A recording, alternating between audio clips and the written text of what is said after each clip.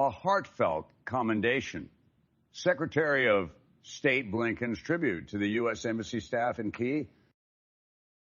In a touching gesture, Secretary of State Antony Blinken made an unheralded visit to Kyiv, underscoring Washington's unwavering support for Ukraine in these tumultuous times.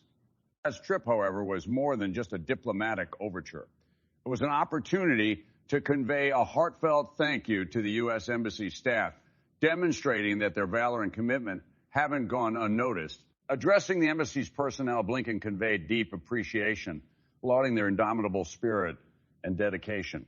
His words, "It is quite simply inspiring to your colleagues to see the work that you're doing and the way that you're doing it," resonate with the profound respect and admiration felt across Washington. Recognizing the intricate and emotionally taxing challenges they encounter daily, Blinken's accolades reflected not just the gratitude of the U.S. administration, but of the American populace. The Secretary of State did not mince words, touching upon the personal losses and heartbreaks many had endured amidst the ongoing conflict. He brought to light the bravery of the 20 embassy members serving in Ukraine's military, honoring their unwavering commitment to peace and security. Organizing diplomatic visits, even in the most stable environments, can be a complex endeavor. Yet the diplomats in Kyiv have orchestrated such visits amid a war-torn backdrop, a feat Blinken was keen to acknowledge. As he astutely noted, undertaking such tasks amidst the challenges of war significantly elevates the complexity. The U.S. Ambassador to Ukraine, Bridget Brink, further accentuated the significance of Blinken's visit. In her words, his physical presence in Kyiv and frequent visits are tangible proof of his solidarity in this struggle.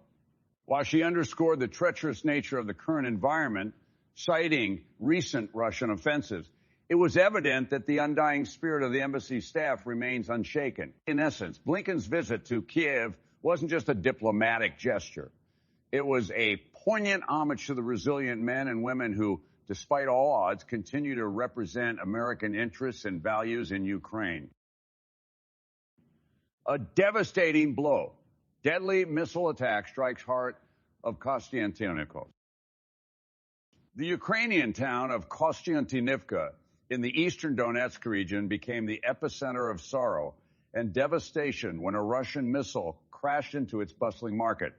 According to Ukrainian Prime Minister Donetsk, Shmyhal, the tragic event claimed the lives of at least 16 people, one of whom was a child. This marks one of the most lethal assaults the region has witnessed in recent times. As information started pouring in, Dmytro Lubinets, the Ukrainian ombudsman, relayed through Telegram that the number of wounded individuals had surged to 28, a grim increase from the earlier reported at least 20 casualties by Shmyhal.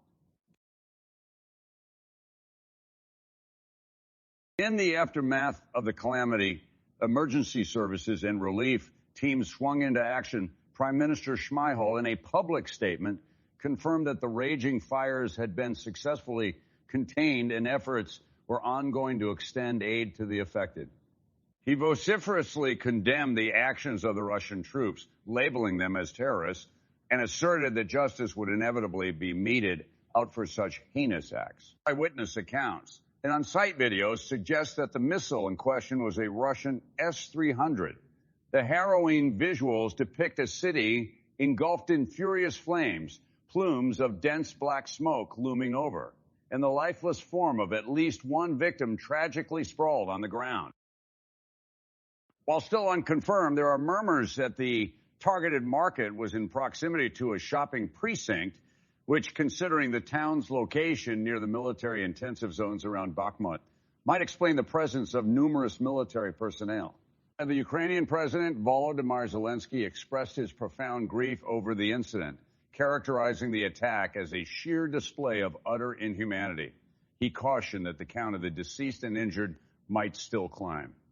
Firmly echoing the sentiments of his compatriots, Zelensky emphasized the urgent need to confront and vanquish this Russian evil.